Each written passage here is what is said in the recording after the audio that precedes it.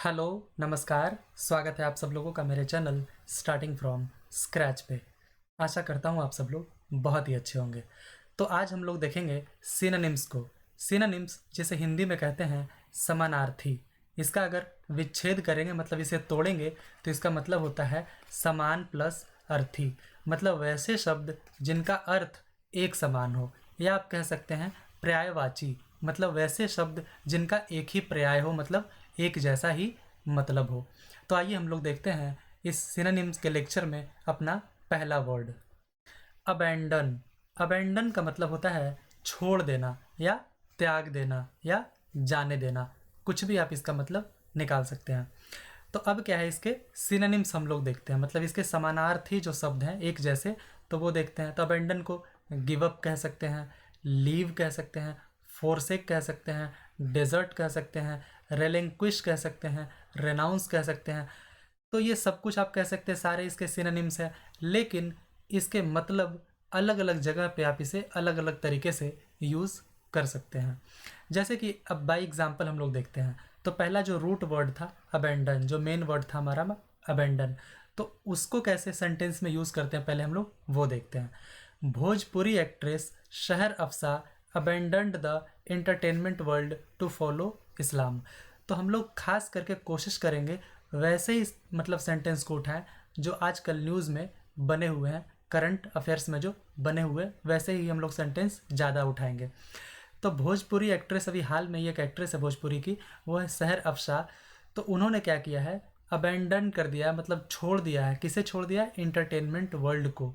मतलब ये जो दुनिया है, इंटरटेनमेंट मनोरंजन की दुनिया है, एक्टिंग वगैरह, उसे छोड़ दिया है। क्यों? क्योंकि इस्लाम को और अच्छे से वो फॉलो करना चाहती है। तो देखिए यहाँ पे अबेंडन शब्द का यूज़ कैसे हुआ है। दूसरा जो यहाँ पे हमारा है गिव अप।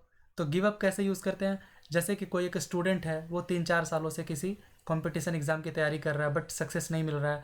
तो उसे कोई दूसरा स्टूडेंट बोलेंगे या फैमिली मेम्बर बोलेंगे कि इसे छोड़ दो, कोई और जॉब देख लो। तो वो रिप्लाई देगा, I am too close to my success to give up now. मतलब मैं अपनी सफलता के इतने करीब हूँ कि अब मैं गिव अप नहीं कर सकता, मतलब अब मैं छोड़ नहीं सकता हूँ। फिर आगे देखते हैं लीव। यहाँ पे जो एक और वर्ड है लीव, इसे कैसे यूज़ करते हैं? Please don't leave me, I really need you. खास करके जो ऐसे लाइन है वो अक्सर प्यार में पड़े आशिक लोग यूज़ करते हैं, कृपया मुझे मत छोड़ो, मुझे तुम्हारी ज़रूरत है। तो अगला जो वर्ड है फोरसेक, इसका यूज़ करते हुए लड़की रिप्लाई देती है, आई स्टिल लव यू, मैं तुम्हें अभी भी प्यार करती हूँ, and I would never forsake you, और मैं तुम्हें कभी नहीं छोड़ूंगी। बेसिकली दूसरा ऑप्शन नहीं मिला अभी तक। Well, jokes apart. अगला जो है हमारा डेजर्ट। अब डेजर्ट का यहाँ पे एग्जाम्पल मैंने नहीं दिया है, तो यहाँ पे मैं आपको बता देता हूँ। डेजर्ट का मतलब भी वही होता है, छोड़ देना। तो इसका अगर रिसेंट का अगर कोई एग्जाम्पल देखेंगे तो आप कह सकते हैं द इंटायर फैक्ट्री वर्कर्स। जो सारे फैक्ट्री वर्कर्स थे, the entire factory workers deserted the town. Deserted the town मतलब टाउन को एकदम खुला छोड़ दिए, मतलब शहर छोड़कर चले गए। क्यों? Due to covid pandemic. मतलब जो कोरोना का जो ये पैंडमिक आया, इसके कारण जो सारे फैक्ट्री वर्कर्स थे उन्होंने शहर छोड़कर अपने अपने गाँवों की तरफ वो चल दिए। तो इस तरीके से डेजर्ट यूज़ करते हैं। फिर अगला जो है रेलिंक्विश, इसका मतलब भी वही होता है त्याग देना या छोड़ देना। तो यहाँ पे उसको कैसे यूज़ किया है? विल द पाकिस्तानी आर्मी, क्या Pakistani army ever relinquish their control over the Pakistani government, क्या जो वहाँ की पाकिस्तान की जो आर्मी है वो पाकिस्तान की गवर्नमेंट से कभी अपना जो कंट्रोल है क्या वो उसे छोड़ेगी, उसे त्याग देगी? तो ये इस तरीके से यूज़ करते हैं। फिर अगला है रेनाउंस। रेनाउंस का मतलब भी होता है छोड़ देना।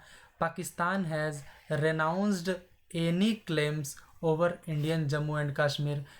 ये ऐसा इसलिए मैंने सेंटेंस यूज़ किया क्योंकि अभी हाल में ही पाकिस्तान इंडिया के साथ ट्रेड स्टार्ट कर रहा है।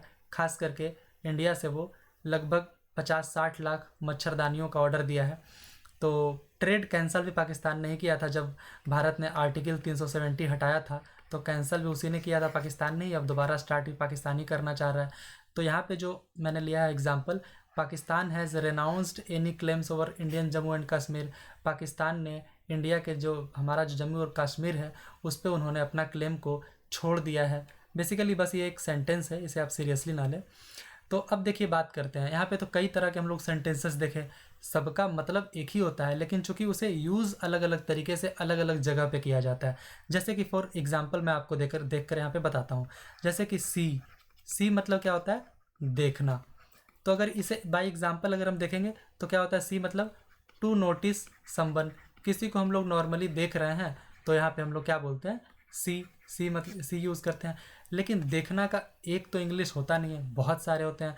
जैसे कि अगर बात करें लुक मीन्स भी देखना होता है, वॉच मीन्स भी देखना होता है। अगर बात करें स्टेयर मीन्स भी देखना होता है, या तो ग्लेयर मीन्स भी देखना होता है। पीप इसका मतलब भी देखना होता है, ग्लांस इसका मतलब भी देखना होता है, स्कैन इसका मतलब भी देखना होता है, पीयर का मतलब भी देखना होता है। अब मैं आपको ये बताता हूँ कि जब सबका मतलब देखना होता है तो इसे यूज़ कैसे करते हैं अलग अलग तरीके से। अब सी मतलब तो नॉर्मल देखना हो गया। लुक मतलब क्या होता है, एक पार्टिकुलर डायरेक्शन में देखना। जैसे कि अक्सर टीचर बोलते हैं look at the black board, मतलब ब्लैक बोर्ड की तरफ देखो, तो वो एक पार्टिकुलर डायरेक्शन में आपको देखने के लिए कह रहा है, तो वहाँ पे लुक यूज़ होता है। अब वॉच क्या है, बेसिकली इंटरटेनमेंट पर्पस के लिए होता है कि आप क्या है, एक पार्टिकुलर थिंग मतलब एक पार्टिकुलर जगह पे देख रहे हैं और एक पीरियड ऑफ टाइम के लिए देख रहे हैं। जैसे आप मूवी देखते हैं, सीरियल देखते हैं, तो 1-2 सेकंड के लिए तो देखते नहीं है, उसे आप लॉन्ग टर्म के लिए देखते हैं, मतलब ज़्यादा समय के लिए देखते हैं, और खास करके इंटरटेनमेंट पर्पस, तो वहाँ पे वॉच यूज़ होता है। वहाँ पे आप लुक या सी यूज़ करेंगे तो वो गलत हो जाएगा। अब अगर बात करें स्टेयर, तो स्टेयर का मतलब होता है घूरना। तो यहाँ पे क्या है कि आप किसी व्यक्ति को लंबे समय के लिए देख रहे हैं, लॉन्ग टाइम, तो वहाँ पे बोलते हैं घूरना। जैसे अक्सर लड़की लोग बोलती है, आपस में बातें करती है कि हाँ वो मुझे बहुत देर से घूर रहा था, तो वहाँ पे स्टेयर का यूज़ होता है। वहाँ पे लुक या सी या वॉच का यूज़ करेंगे तो गलत हो जाएगा। अब अगर बात करें ग्लेयर, तो इसे कहाँ पे यूज़ करते हैं, तो ग्लेयर मतलब होता है बेसिकली किसी को देखना, लेकिन एंग्रीली मतलब गुस्से में देखना, तो वहाँ पे यूज़ करते हैं ग्लेयर। फिर अगर बात करें पीप, तो पीप का मतलब देखना से ज़्यादा होता है झांकना, मतलब छुप छुप कर देखना, मतलब अगले को पता ना चले, कोशिश करते हैं कि अगले को पता ना चले, तो वहाँ पे उसको बोलते हैं पीप, मतलब किसी को सीक्रेटली देखना।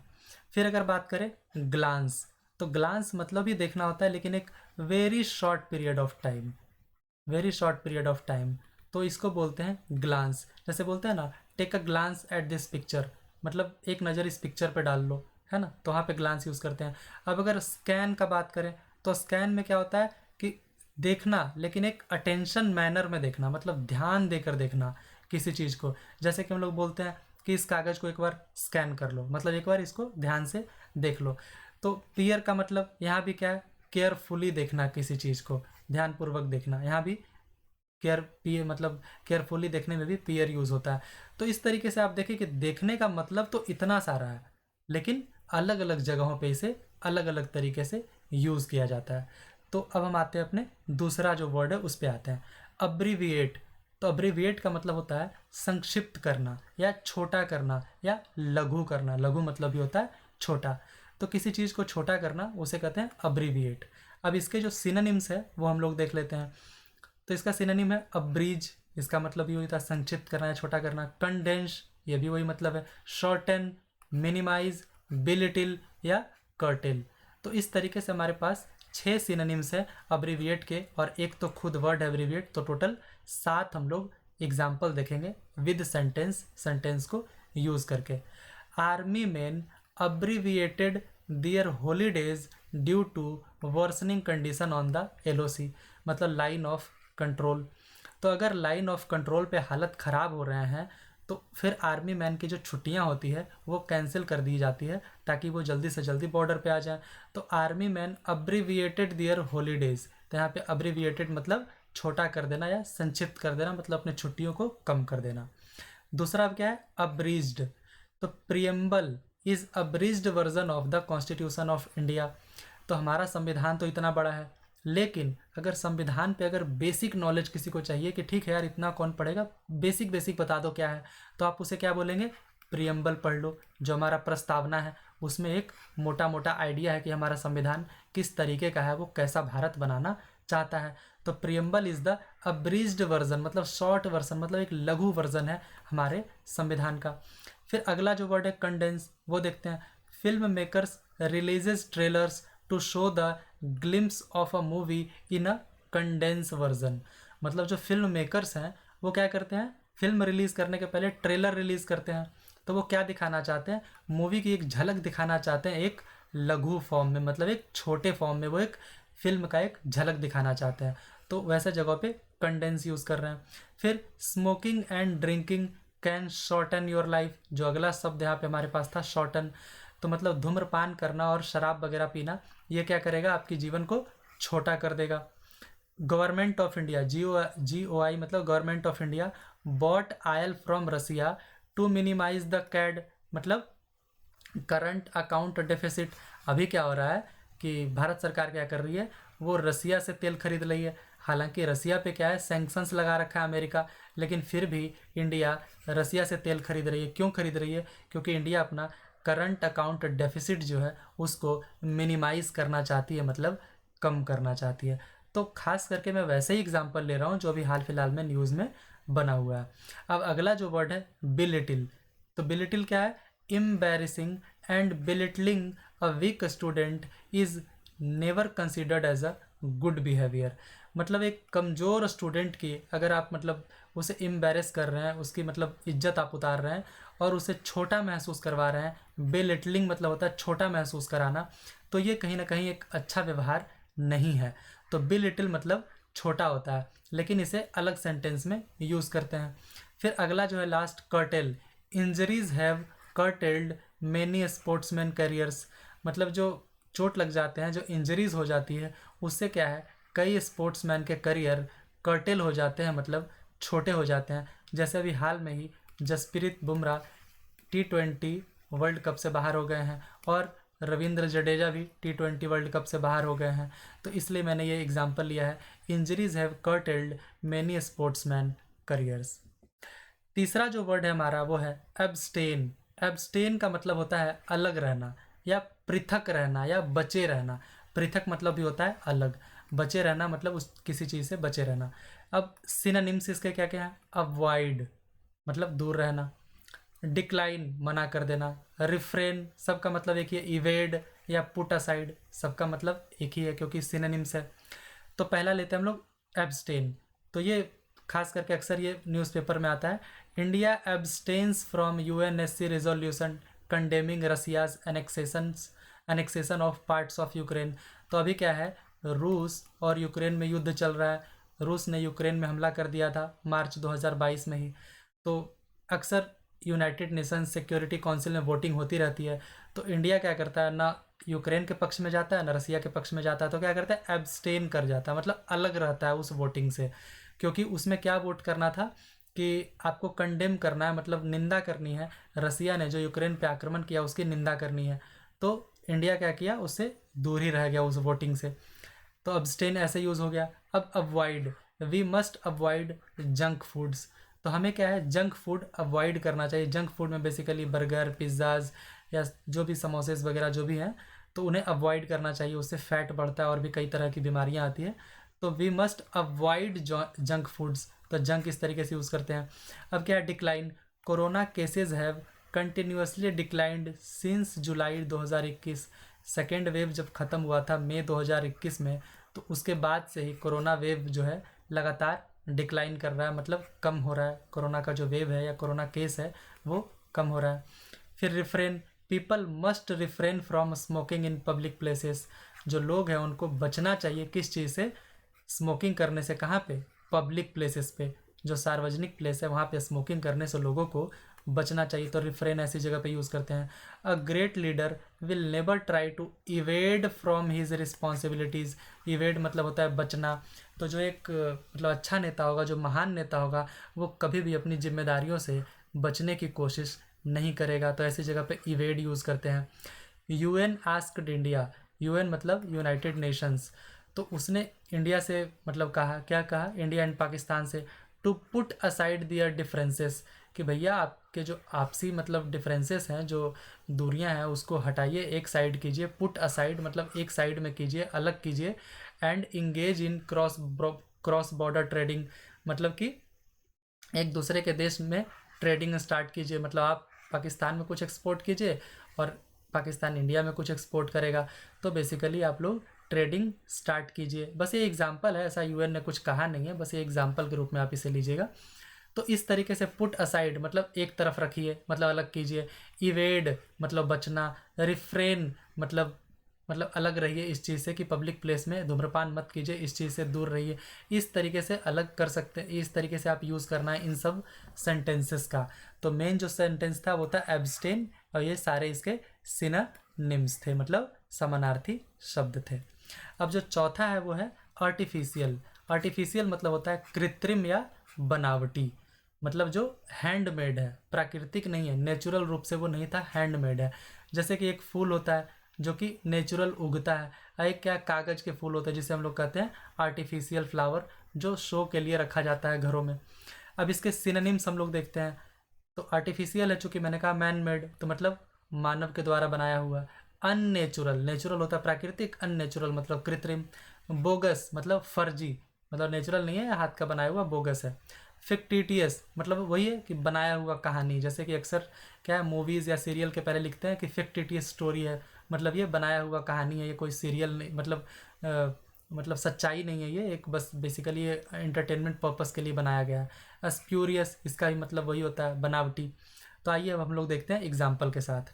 Doctors can now even put artificial heart in a patient in the place of natural heart, मतलब डॉक्टर्स के पास अब ये फैसिलिटी आ गया है, मेडिकल साइंस इतना डेवलप कर गया है कि वो क्या करेंगे, कृत्रिम हर्ट मतलब एक बनावटी दिल को क्या करेंगे वो, मतलब लोगों में इंजेक्ट कर सकते हैं, टेम्प्रोरी पर्पस के लिए भी और परमानेंट के लिए भी करते हैं।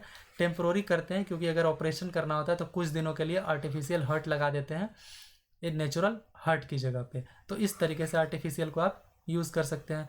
दूसरा man made chemicals and weapons will lead to disaster one day. अक्सर आजकल क्या है न्यूज़ में बना रहता है कि न्यूक्लियर हमला करेगा कि नहीं रूस यूक्रेन पे वगैरह वगैरह। तो यहाँ पे वही है कि ये जो मैन मेड केमिकल्स है, ये केमिकल्स तो नेचुरल थे नहीं, ये वेपन्स नेचुरल थे नहीं, न्यूक्लियर वेपन्स। तो ये क्या है, एक दिन क्या करेगा, दुनिया को डिजास्टर की ओर लेके जाएगा। फिर आगे क्या है, तीसरा जो है अननेचुरल कैसे यूज़ करेंगे। Indian cricket team played in a unnatural way in a recently concluded Asia cup. तो एशिया कप में क्या है, इंडिया बहुत ही घटिया खेली, मतलब अच्छा नहीं खेल पाई, चाहे वजह जो भी हो। तो क्या है, वो इंडिया का नेचुरल गेम नहीं था। इंडिया इतनी ख़राब टीम नहीं है, एक्चुअली बहुत ही अच्छी टीम है, लेकिन नेचुरली नहीं खेल पाई, तो एक अननेचुरल वे में खेली और शायद किस्मत भी साथ नहीं दिया। तो इसीलिए क्या है यहाँ पे एज ए एग्जाम्पल मैंने लिया है, Indian cricket team played in a unnatural way in a recently concluded Asia cup जिसमें श्रीलंका विनर रही। अगला डिफेंस, एक और यहाँ पे शब्द मैंने लिया है, द जज termed defence claims as bogus. तो बेसिकली यहाँ पे ये रेड करना था, मैंने बाई मिस्टेक डिफेंस पे कर दिया है। तो जो जज है वो डिफेंस के क्लेम को कहा कि ये बोगस है, मतलब ये बनाया हुआ क्लेम है, ये कोई नेचुरल नहीं है, मतलब ये सच्चाई नहीं है, इसे आपने बनाया है, बोगस है ये। फिर अगला, the person and events portrayed in this movie is are fictitious. जैसा कि मैंने अभी आपसे कहा था थोड़ी देर पहले कि कोई भी आप मूवी या सीरियल देखते हैं तो अक्सर उसमें यह आता है कि इसमें जो भी व्यक्ति हैं, पात्र हैं, घटनाएं हैं, वो सब काल्पनिक है, फिक्टिटियस है, बनाए हुए हैं, वो सच नहीं है। फिर अगला पीएफआई के ऊपर अभी हाल में रेड पड़ा था, पॉपुलर फ्रंट ऑफ इंडिया। तो उसके बाद पीएफआई ने कहा claimed that all charges on them are spurious and political motivated. मतलब स्प्यूरियस है मतलब कि ये बनाया हुआ है, मैन मेड है, मतलब कृत्रिम है, ये सच नहीं है, ये झूठ है, बनाया हुआ आरोप है, स्प्यूरियस आरोप है, और पॉलिटिकली मोटिवेटेड है, मतलब कि एक राजनीति से प्रेरित होकर लगाए गए सब आरोप है। मतलब पीएफआई के ऊपर जो भी आरोप लग रहे हैं वो कह रहे हैं सब बेबुनियाद है। पांचवा, अबंडेंट मतलब प्रचुर मात्रा में, मतलब अधिकता में, प्रचुर, अधिकता, ज़्यादा या बहुल, ये सब सारे इसके सिनोनिम्स हैं हिंदी के। अब इंग्लिश के सिनोनिम्स देखते हैं। प्लेंटीफुल मतलब बहुत मात्रा में, बाउंटीफुल, सफिशिएंट या फुल या एम्पल, ये सब इसके सिनोनिम्स है अबंडेंट के। तो आइए अब एग्जाम्पल में देखते हैं। Abundant of cheap labour helps in growing manufacturing sector. मतलब अगर आपको मैन्युफैक्चरिंग सेक्टर में डेवलप करना है तो कहीं ना कहीं आपको ढेर सारे चीप लेबर चाहिए होते हैं, मतलब कि एक सस्ता अगर लेबर मिल जाए जो कम से कम चार्ज करे, अबंडेंट ऑफ चीप लेबर यहाँ पे चाहिए होता है मैन्युफैक्चरिंग सेक्टर को डेवलप करने के लिए। दूसरा लेते हैं हम लोग plentiful. Corona vaccines are in plentiful supply in India. India में जो कोरोना के वैक्सीन्स हैं वो बहुत ही अच्छे मात्रा में इंडिया में सप्लाई अवेलेबल है, कोई कमी नहीं है कोरोना वैक्सीन्स की। अगला, politicians often indulge in extensive talk, bountiful promises but miserable action. Netaji लोग अक्सर क्या करते हैं कि बहुत सारी बातें करेंगे, बहुत सारी प्रोमिसेस करेंगे, लेकिन काम अच्छा नहीं करेंगे। बाउंटीफुल प्रोमिसेस मतलब ढेर सारे प्रोमिसेस, है ना। अगला, India has now sufficient amount of foreign reserve to pay next 6 months import bill.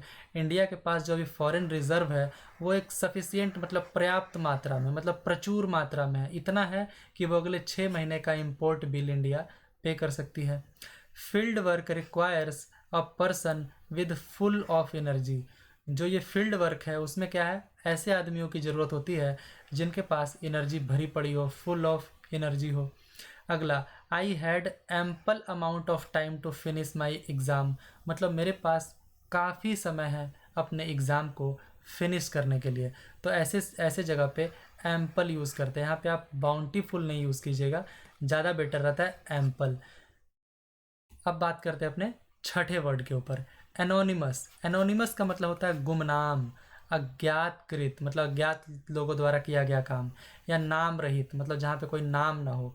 तो ये हो गया हिंदी का सिनोनिम्स। अब इंग्लिश का देखते हैं। एनोनिमस जैसा कि मैंने आपसे कहा गुमनाम मतलब नेमलेस मतलब जिसका नाम ना हो। अननोन मतलब जिसके बारे में नहीं जानते हो। अनसंग ये भी इसका सिनोनिम्स है, मतलब जिसे ड्यू क्रेडिट ना मिला हो, जिसके बारे में ज़्यादा बात ना किया गया हो। अनआइडेंटिफाइड मतलब जिसका पहचान ना किया गया हो। अनएक्नॉलेज्ड मतलब जिसके मतलब जिसको ज़्यादा भाव ना दिया गया हो, बेसिकली जिनके कामों को ज़्यादा भाव ना दिया गया हो, नॉलेज ना किया गया हो जिस काम को, उसे कहते हैं अनएक्नॉलेज्ड। ठीक है, अब बात करते हैं सेंटेंसेस को लेकर। Every year temples receive a high amount of money from anonymous persons. हर साल जब मतलब मंदिरों का दान पेटी खुलता है तो उसमें क्या है, एक बहुत ही बड़ा अमाउंट होता है जो कि अनोनिमस पर्सनस मतलब अनजान लोगों द्वारा दान दिया जाता है। बेसिकली वो अपना नाम नहीं खुलासा करना चाहते, इसीलिए वो वैसे ही पैसे देकर आ जाते हैं अनोनिमस के रूप में, अनजान के रूप में। Nameless donor doesn't want publicity और his name to be in public. मतलब वैसे डोनर मतलब दान करने वाले, नेमलेस जो कि अपना नाम नहीं बता रहे हैं, नाम रहित हैं, वो बेसिकली पब्लिसिटी नहीं चाहते, वो नहीं चाहते कि उनका नाम पब्लिक में आए। तो इस तरीके से आप यहाँ पे एनोनिमस और यहाँ पे नेमलेस यूज़ कर सकते हैं।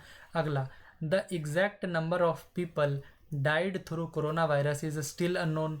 कोरोना वायरस से कितने लोग मरे हैं, एग्जैक्ट अगर लोगों की संख्या जानना हो तो आज भी अनजान है, कोई भी नहीं जानता है कि एग्जैक्ट कितने लोग मरे हैं। There are still many unsung heroes of our freedom struggle. मतलब हमारी जो स्वतंत्रता की लड़ाई थी उसमें आज भी कई ऐसे हीरोज़ हैं जो अनसंग, जिनके बारे में ज़्यादा बात ही नहीं किया गया, अनजान के रूप में वो बेचारे रह गए हैं। तो कई ऐसे अनसंग हीरोज़ हैं। अगला, पुलिस रिसीव्ड 2 अनआइडेंटिफाइड बॉडी। मतलब वैसी बॉडी जिनका पहचान नहीं किया गया हो, गुमनाम है, तो पुलिस ऐसी 2 अनआइडेंटिफाइड बॉडी मतलब रिसीव की है, पाई है। कहाँ पे, रेलवे ट्रैक्स यस्टरडे इवनिंग मतलब बीते हुए कल शाम में वो रेलवे ट्रैक पे 2 अनआइडेंटिफाइड बॉडी को पाई है। तो बेसिकली इस तरीके से न्यूज़ में आता है, इसीलिए मैंने आपको एग्जाम्पल लेकर ऐसा ही समझाया जो अक्सर न्यूज़ या न्यूज़पेपर के हेडलाइंस में बनी रहती है जो लाइनें। Many people have unacknowledged contributions towards the lower mortality rate from corona. मतलब कई सारे ऐसे लोग हैं जिनका बहुत ही बड़ा योगदान है किस चीज़ में, कि कोरोना से अगर मोर्टिलिटी रेट जो घटा है, बहुत कम लोग मरे हैं, तो उसमें कई सारे ऐसे लोगों का योगदान है जिनके योगदान को अनएक्नॉलेज्ड है, उनका योगदान है मतलब उनके योगदान को सराहा नहीं गया है, उनके योगदान को ज़्यादा वैल्यू नहीं दिया गया है, चाहे वो सफाई कर्मचारी हो चाहे वो नर्सेस हों या तो फिर मेडिकल स्टाफ हों, तो उनके कंट्रीब्यूशन को जिनको एक्नॉलेज नहीं किया गया है, ऐसे बहुत सारे लोग हैं। तो इस तरीके से आप ये सब वर्ड यूज़ कर सकते हैं, acknowledged, unidentified, unsung, unknown, nameless या तो फिर अनोनिमस। इस तरीके से यूज़ करना होता है इन वर्ड्स को। 7वां, बिगट। बिगट का मतलब होता है धर्मांध, मतलब धर्म के मामले में जो एकदम अंधा हो, या तो फिर कट्टर, मतलब बहुत ही ज़्यादा कट्टर हो। हठ धर्मी मतलब बहुत ही ज़्यादा जिद्दी हो। तो बेसिकली जिद्दी मतलब नॉर्मल में नहीं, ये धर्मों के मामले में ही ज़्यादा यूज़ किया जाता है बिगट। बिगट बेसिकली मतलब वो होता है ना कि एक ऐसा पर्सन जो कि अटरली इनटॉलरेंट हो, मतलब बहुत ही ज़्यादा असहिष्णु हो। किस मामले में?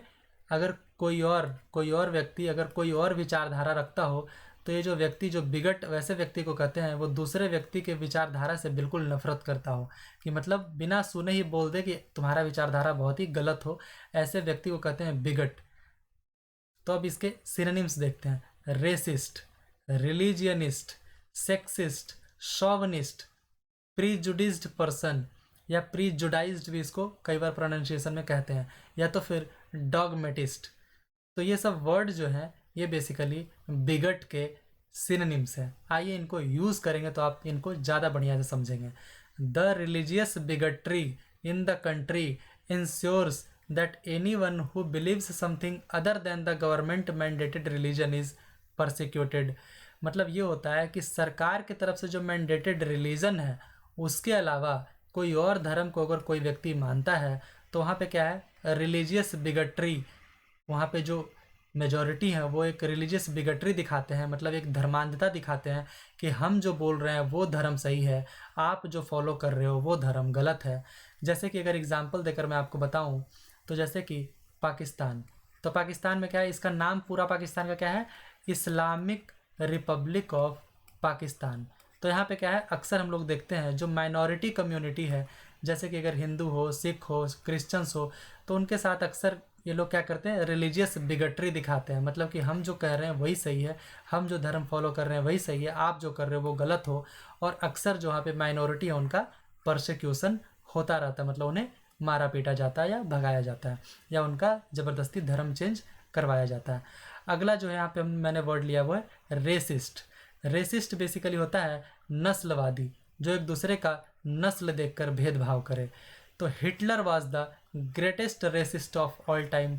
अब हिटलर से बड़ा नस्लवादी कौन होगा, जो ज्यूज़ के पीछे पड़ गया था, जो ज्यूज़ होते हैं उनके पीछे पड़ गया था। और एक आंकड़े के अनुसार लगभग 60 लाख से ज़्यादा ज्यूज़ को इसने अकेले मार दिया था, कंसंट्रेशन कैंप में भेज भेज कर। ये इतना नफरत करता था ज्यूज़ से, तो ये एक नस्ल के लोगों से नफरत करता था, इसीलिए Hitler was the greatest racist of all time. अगला रिलीजियनिस्ट, मतलब जो एक अपने धर्म के लिए पूरा अंधा हो। Religionist people often take a country away from science and research. Basically वो धर्म में इतना विश्वास करते हैं कि वो साइंस और रिसर्च पे विश्वास ही नहीं करते हैं, तो वो अपने देश को दूर लेकर जाते हैं साइंस और रिसर्च से। अगला sexist. Sexist remarks against women can lead you in jail. अगर आप वीमेन के प्रति आप सेक्सिस्ट रिमार्क अगर आप उन पर डालते हैं, तो ये आपको कहीं ना कहीं जेल पहुंचा सकता है, क्योंकि ये कानूनन जुर्म है। अगला some countries are so chauvinist that they ridicule women who have jobs. मतलब कुछ देश बिल्कुल ऐसे हैं। शॉवनिस्ट बेसिकली होता है कि जो मेल ईगो वाले होते हैं, कि मतलब मेल ही सब कुछ है, मतलब पुरुष ही सब कुछ है। तो कुछ देश में ऐसे हैं कि मतलब वहाँ पे इतने शॉवनिस्ट लोग हैं कि वो मतलब उन विमेन लोगों को ही रेडिक्यूल करते हैं, मतलब उन विमेन लोगों को ख़राब बताते हैं जो कि बेसिकली जॉब करती हैं, उनको वो ख़राब बताते हैं। बेसिकली आइडिया ये है कि मर्द लोग जॉब करेंगे, औरतें जॉब नहीं करेगी। तो कुछ लोग ऐसे शॉवनिस्ट होते हैं। अगला some men have prejudiced mind. Prejudiced mind मतलब ये होता है कि पहले ही आपके मन में किसी के प्रति एक विचार बना हुआ है, आप उसको जानना नहीं चाहते हैं, समझना नहीं चाहते हैं, बस आपने अपने मन में एक धारणा बना रखी है किसी धर्म के प्रति, किसी व्यक्ति के प्रति, या तो फिर आप कुछ भी कह सकते हैं, किसी के प्रति आपने एक मन में एक धारणा बना रखी है। तो some men have prejudiced mind that women can not work better than men. मतलब कुछ ऐसे लोग हैं जो अपने मन में एक धारणा बना रखे हैं कि भैया मेन बहुत अच्छे से काम करेंगे, इतने अच्छे से जितने अच्छे से वीमेन नहीं कर सकती है। ऐसा कुछ लोगों ने धारणा बना लिया है, उसे ही कहते हैं प्रीजुडाइज्ड माइंड, मतलब पहले से बनाया गया एक धारणा। Being certain that your beliefs are right and that others should accept them, मतलब आप एकदम श्योर हो, एकदम पक्का हो कि आपका जो मानना है वो सही है और लोगों को भी आप जैसे आप मानते हो वही मानना चाहिए लोगों को भी। Without paying attention to evidence और other opinions is a dogmatic approach, मतलब आपका ये मानना है कि आप जो कह रहे हो वही सही है, अगला जो बोल रहा है वो गलत है। Without paying attention to evidence, तो जो एविडेंस है उसको बिना देखे ही या तो फिर दूसरा जो ऑप्शन है उसको बिना सुने ही आप ये कह दे रहे हैं कि आप ही सही हैं अगला गलत है, तो इसे ही कहते हैं डॉगमेटिक अप्रोच। मतलब आप एक कट्टर हैं, हठधर्मी हैं, या आप अपने ही अप्रोच को सही बता रहे हैं, अपने ही बिलीफ को सही बता रहे हैं, दूसरे के बिलीफ को बिना जाने बिना समझे ही आप उसको गलत बता रहे हैं, तो इसे कहते हैं डॉगमेटिक अप्रोच। अब बात करते हैं अगले वर्ड के ऊपर, अल्ट्रुस्टिक। अल्ट्रुस्टिक का मतलब होता है परोपकारी, उपकारी, दूसरों के ऊपर परोपकार करने वाला। सिनोनिम्स देखते हैं, जेनरस मतलब बड़े दिल वाला, चैरिटेबल चैरिटी करने वाला, ह्यूमन मतलब एक, मतलब क्या उसको बोलते हैं कि एक ह्यूमन मतलब एक आत्मीयता दिखाना बेसिकली। बेनेवोलेंट, बेनेवोलेंट का मतलब भी होता है परोपकारी, दूसरों के ऊपर उपकार करने वाला। तो अब इसको एग्जाम्पल के रूप में देखते हैं, India should show his altruistic nature towards helping Pakistan in this dire situation. अभी क्या है, पाकिस्तान में बहुत अभी बाढ़ आया हुआ था 1 महीना पहले और पाकिस्तान की हालत बहुत ही ज़्यादा ख़राब थी, इसीलिए पाकिस्तान ने अभी 60 लाख से ज़्यादा मच्छरदानियों का ऑर्डर दिया है इंडिया से, क्योंकि वो मलेरिया से बचना चाहता है। क्योंकि जब इतना बाढ़ आया तो पानी बहुत जगह जमा होती है जिससे मच्छर होते हैं और मच्छर से मलेरिया होता है।